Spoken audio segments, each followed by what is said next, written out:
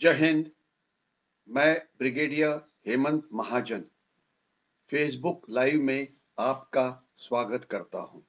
सबसे पहले मैं आप सबको क्रिसमस के शुभ अवसर के ऊपर बधाई देना चाहता हूं। आज जो विषय हम बातचीत करने वाले हैं वो आपके सामने स्क्रीन के ऊपर है। सैकड़ों आंदोलन और हिंसाचार के द्वारा भारत की आर्थिक प्रगति रोकने की कोशिश हो रही है, चीन की तरफ से, पाकिस्तान की तरफ से और काफी सारे उन दुश्मनों की तरफ से जो भारत को बड़ा होना नहीं चाहते। आज हम इस विषय के ऊपर बातचीत करेंगे। इस विषय के ऊपर बात करने का आज का मेन मुद्दा इसलिए है कि 2-3 दिन पहले एक खबर आई थी कि बेंगलोर में विस्ट्रॉन नाम की एक कंपनी थी जो मोबाइल के हैंडसेट बनाती थी एप्पल कंपनी के लिए।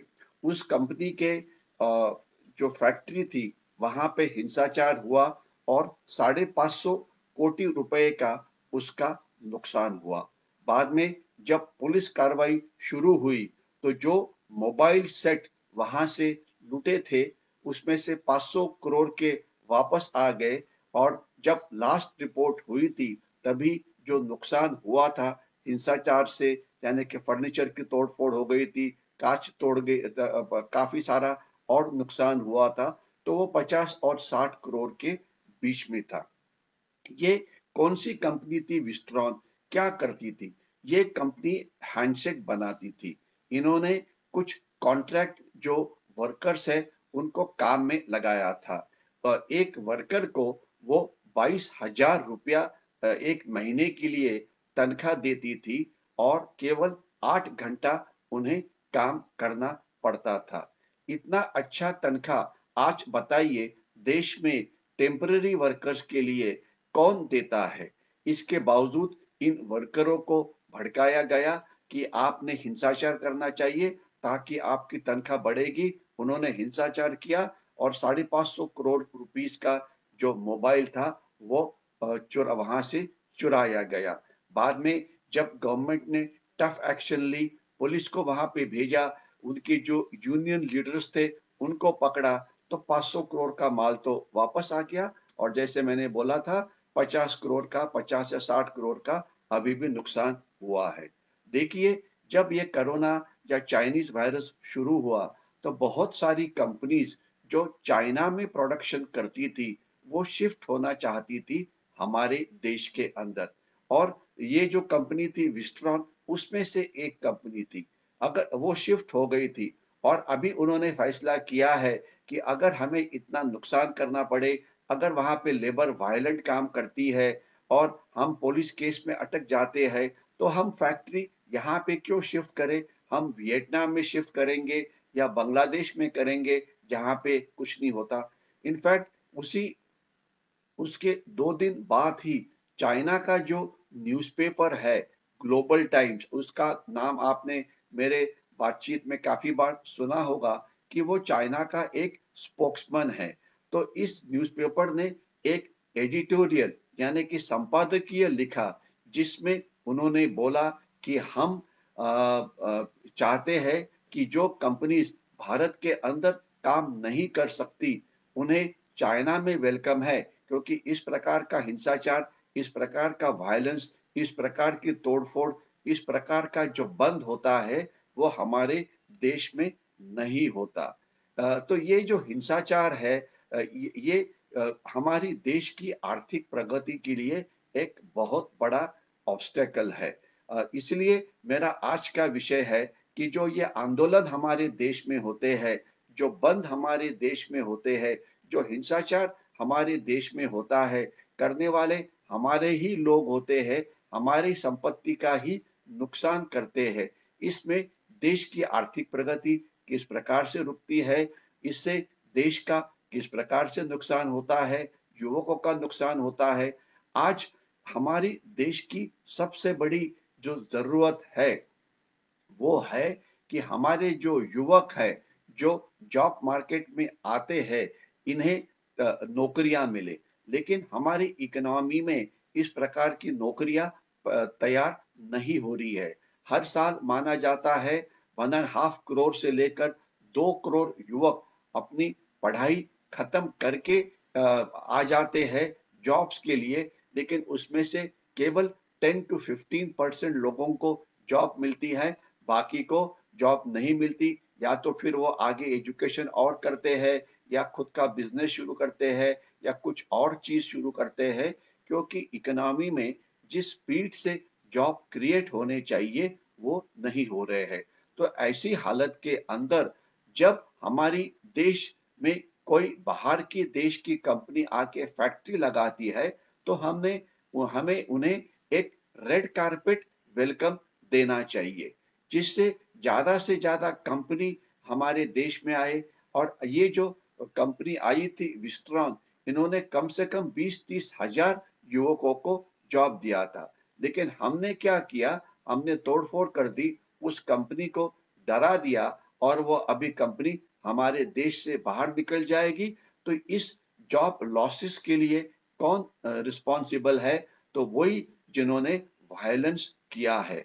तो इसलिए मैं आज इस विषय के ऊपर थोड़ा डिटेल में बात करने वाला हूं कि हमारा जो हमारी खुद की कार्रवाई है उससे हम किस प्रकार से नुकसान करते हैं।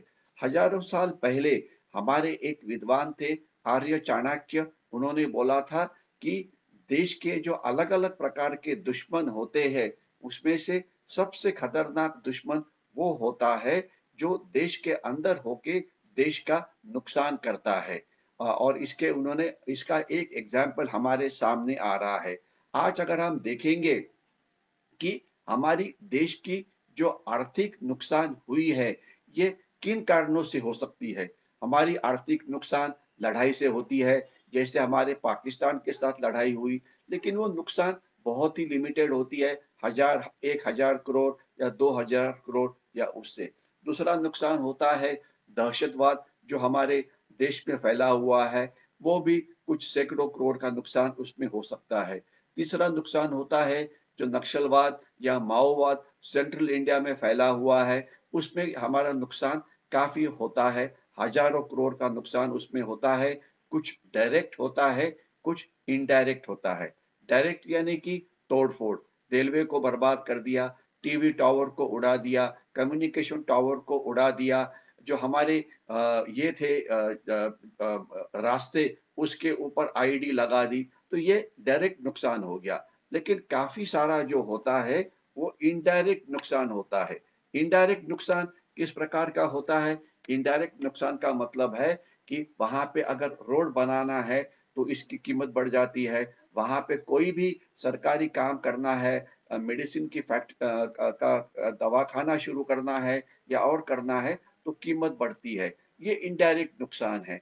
इसके सिवाय ये जो नक्सलवादी है या माओवादी है या गुनहगार है या दहशतवादी है, ये हजारों करोड़ रुपए का एक्सटॉर्शन करते हैं। यानी कि इंडस्ट्री को अगर वहां पे काम करना है, माइनिंग इंडस्ट्री को काम करना है, तो उन्हें ये जो नक्सलवादी या माओवादी है, उन्हें काफी पैसा देना पड़ता है। तो ये एक इनडायरेक्ट नुकसान हो गया। एक सेकंड के लिए माफ करिए।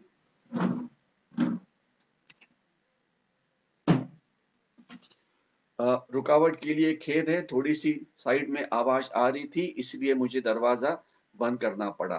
तो ये माओवादी इस प्रकार से नुकसान करते हैं। पाकिस्तान से नुकसान होता है, ये चीन से हमारा नुकसान होता है। और अगर आपको याद होगा कि एक बार मैंने बताया था कि पाकिस्तान की जो एजेंसी है, चाइना का जो एजेंसी है, गुप्तहेर संस्था, जो इस प्रकार के उल्टे काम करते हैं, उनका पहले मोटो था ब्लीडिंग इंडिया बाय 1,000 कट्स। हमारे देश में अलग अलग जगह के ऊपर वो दहशतवादी संगठन करते थे, दहशतवाद का एक्ट करते थे, जिसमें बॉम्ब ब्लास्ट है, जिसमें दहशतवादी हमले हैं। लेकिन अभी इसका स्वरूप बदली हो रहा है। अभी ये जो नई पॉलिसी फॉलो कर रहे हैं, ब्लीडिंग इंडिया बाय 1,000 एजिटेशन, कोई भी कारण ढूंढो और एक एजिटेशन शुरू करो, बंद शुरू करो, हिंसाचार करो। एजिटेशन क्यों हो रहा है? बहुत सारी राजकीय पक्ष है, वो किसी ना किसी कारण से एजिटेशन शुरू करती है, बोलती है कि हमें इलेक्ट्रिसिटी का ये माफ होना चाहिए, पानी का रेट कम होना चाहिए या ये होना चाहिए, वो होना चाहिए। राजकीय पक्षों जो आंदोलन करते हैं, जिसमें हिंसाचार होता है, जिसमें बंद होता है, इसके बारे में मैं बात कर रहा हूँ। क्या उनकी जो माँग है, वो सही है या गलत है, इसके ऊपर बात करना मेरा उद्देश्य नहीं है। लेकिन अगर आप कोई भी काम करते हो, अगर आप आंदोलन करते हो, तो आपको हिंसाचार करने का अधिकार बिल्कुल नहीं है। आपके ऊपर काफ़ी सारे एनजीओज़ हैं, जो अलग-अलग कारणों से आंदोलन शुरू करते हैं कि यहाँ पे ये फैक्ट्री नहीं लगना चाहिए। कुडुकुलम में एक न्यूक्लियर पावर प्लांट लग रहा था, तो वहाँ पे आंदोलन शुरू हो गया कि वहाँ यहाँ लगना नहीं चाहिए। कोंकण के अंदर एक रिफाइनरी अरामेको नाम की लगने वाली थी, वहाँ पे आंदोलन शुरू हो गया और तोड़-फोड़ हो गई कि यहाँ पे नहीं होना चाहिए। इसके सिवाय कोई कहीं पे रास्ता बनता है तो लोग बोलते हैं यहाँ पे रास्ता नहीं बनना चाहिए। कहीं मेट्रो बनती है तो बोलते हैं कि हम हमारी ज़मीन है ये नहीं देंगे। देखिए, देश के कानून हैं, कानून के मुताबिक काम होना चाहिए, प्रगति देश की होनी बिल्कुल ज़रूरी है। तो अगर हमें सरकार को कुछ बताना है, तो आंदोलन वायलेंटली करने की कोई ज़रूरत है क्या? आप आज देखेंगे जो बंद चलते हैं, एक एग्ज़ाम्पल देता हूँ मैं दिल्ली का कि जहाँ पे दिल्ली के एक बॉर्डर के ऊपर फार्मर्स बैठ के उन्होंने पूरी रोड्स को रोक दिया है और उसके पहले पंजाब के अंदर इन फार्मर्स ने अपने ही जो रास्ते थे वो बंद कर दिए। अभी ये जो रास्ते बंद हो गए तो इसका नुकसान क्या हुआ कि ट्रैफिक नहीं हो रहा था। पंजाब में जो पावर जनरेशन होता है वो कोयले से होता है। कोयला तो पंजाब में होता नहीं है, वो बाहर से आता है।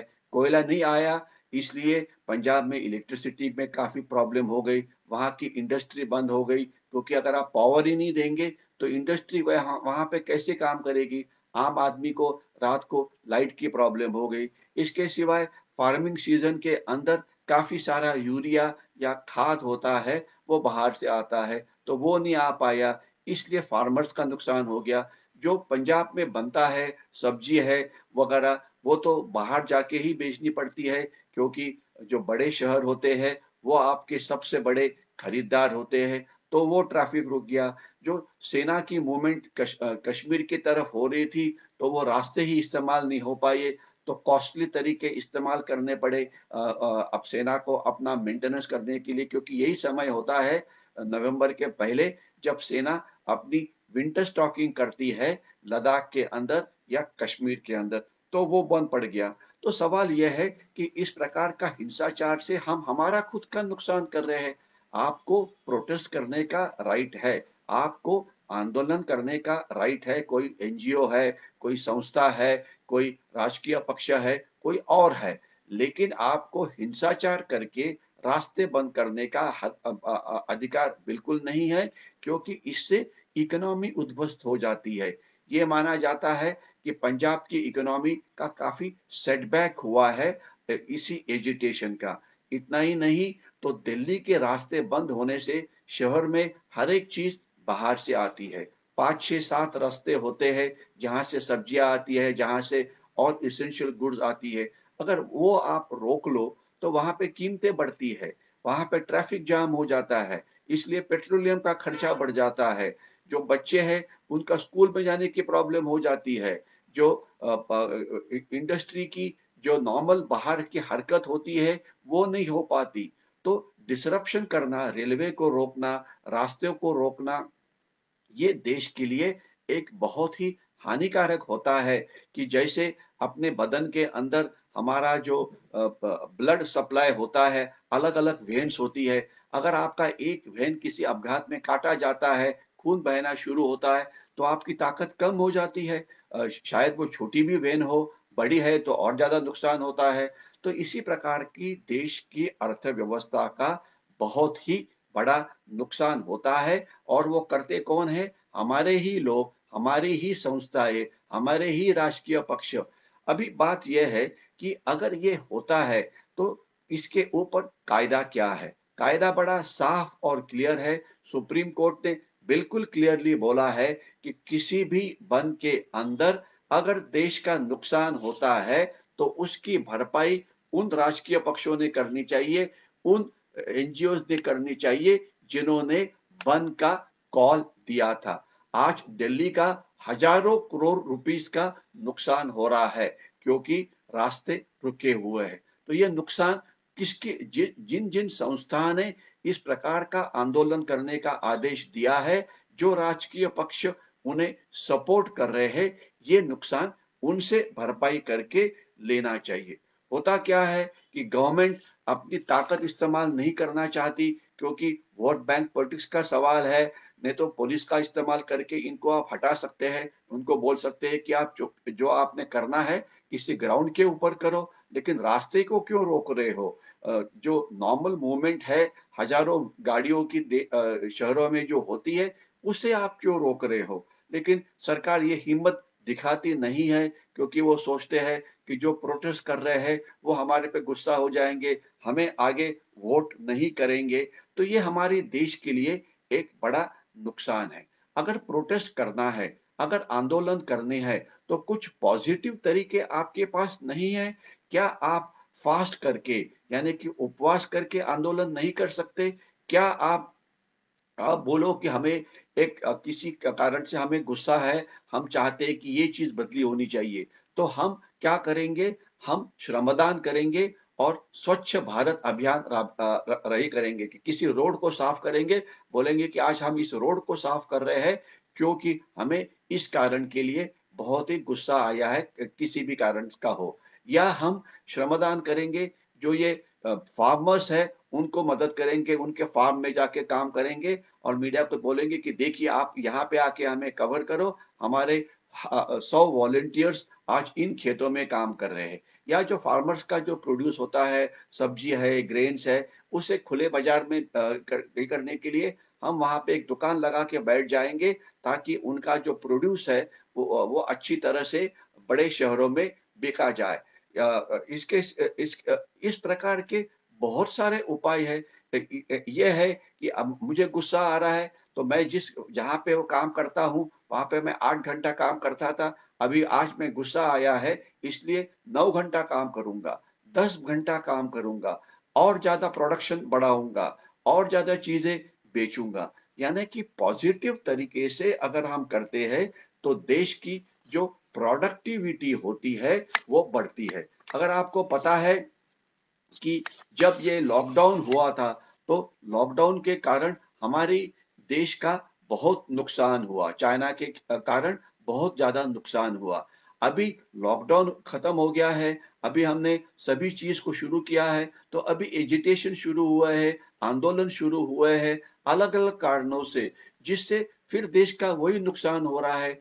आज हमारा जो दुश्मन है चाइना, उसकी तरफ देखे कि जब लॉकडाउन खत्म हो गया तो चाइना ने इतने स्पीड के साथ अपनी प्रोडक्शन शुरू कर ली कि उनकी इकोनॉमी आगे चली गई और अभी हमारी इकोनॉमी अटकी हुई है क्योंकि लॉकडाउन तो खत्म हो गया है लेकिन यहाँ पे एजिटेशन, यहाँ पे आंदोलन, यहाँ पे नॉन प्रोडक्टिविटी।